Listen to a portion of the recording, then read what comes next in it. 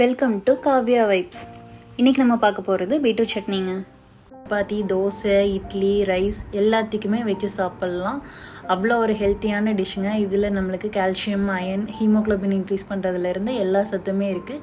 குழந்தைங்களும் கலர்ஃபுல்லாக இருக்கங்காட்டி விரும்பி சாப்பிடுவாங்க. வாங்க எப்படி செய்கிறதுன்னு பார்க்கலாம். உளுந்து, கடலப்பருப்பு ரெண்டும் ஒரு டேபிள் ஸ்பூனுங்க, ஒரு 7-8 சின்ன வெங்காயம், ஒரு 1/4 மூடி தேங்காய், கருகாப்பில்ங்க, ஒரு பெரிய பீட்ரூட் சின்ன சின்னதாக கட் பண்ணி போட்டிருக்கேன், வரமிளகா 3, 2 பல் பூண்டு, கொஞ்சம் புளிங்க.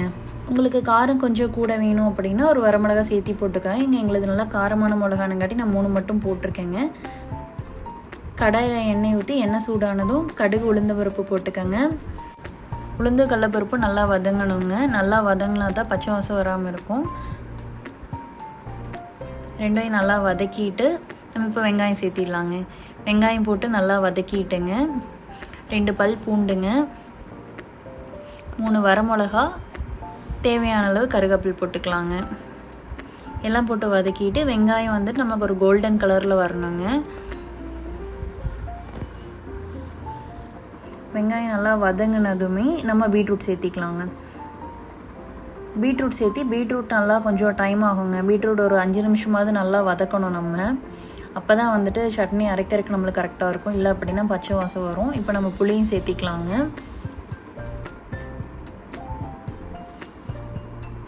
பீட்ரூட் நல்லா வதங்கண்டுங்க. அப்பப்போ நம்ம வதக்கி விட்டுக்கலாம் ஒரு 5 நிமிஷத்துக்கு. பீட்ரூட் வதங்குற அளவுக்கு டேஸ்ட் நல்லா இருக்குங்க, அந்த எண்ணெயில் அது ஃப்ரை ஆகுற அளவுக்கு. இப்போ ஓரளவுக்கு பீட்ரூட் நல்லா வெந்துருச்சுங்க, பார்த்தாலே கொஞ்சம் தெரியுது. இப்போ நம்ம தேங்காய் சேர்த்திக்கலாங்க. தேங்காய் சேர்த்து எல்லாம் கலந்து விட்டுக்கலாங்க. நல்லா கலந்து விட்டு தேங்காய் லைட்டாக கலர் மாறட்டும். ஆனால் தேங்காய் ரொம்ப இதாக தேவையில்லைங்க. ஒரு நிமிஷத்துக்கு சும்மா 1 நிமிஷம் நல்லா கலரி விட்டோம்னா போதுங்க. ஃப்ளேம் நம்ம ஆஃப் பண்ணிக்கலாங்க.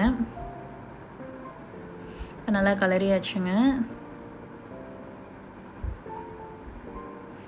எல்லா பக்கம் நல்லா தேங்காய் எல்லாமே கலந்துருச்சு. இப்போ நம்ம ஆஃப் பண்ணிக்கலாங்க.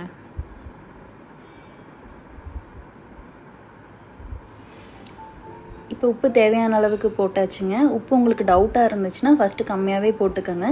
நீங்கள் அரைக்கும் போது டேஸ்ட் பார்த்துட்டு அப்புறம் கூட நீங்கள் சேர்த்திக்கலாம். அதிகமாக போகாமல் பார்த்துக்கலாங்க.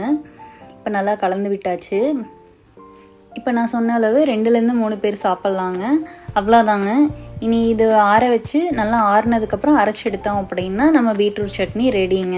சின்ன தாளிப்பு சேர்த்திக்கலாங்க. நல்லா கலர்ஃபுல்லான டேஸ்டியான பீட்ரூட் சட்னி ரெடி ஆயிடுச்சுங்க.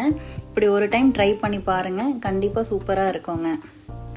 இந்த மாதிரி டெய்லி ஒரு டிஷ் ட்ரை பண்ணுறதுக்கு காவ்யா வைப்ஸை லைக் பண்ணுங்கள், ஷேர் பண்ணுங்கள், சப்ஸ்கிரைப் பண்ணுங்கள். கீழே இருக்க பெல் பட்டனை ப்ரெஸ் பண்ணுங்கள். தேங்க்யூ.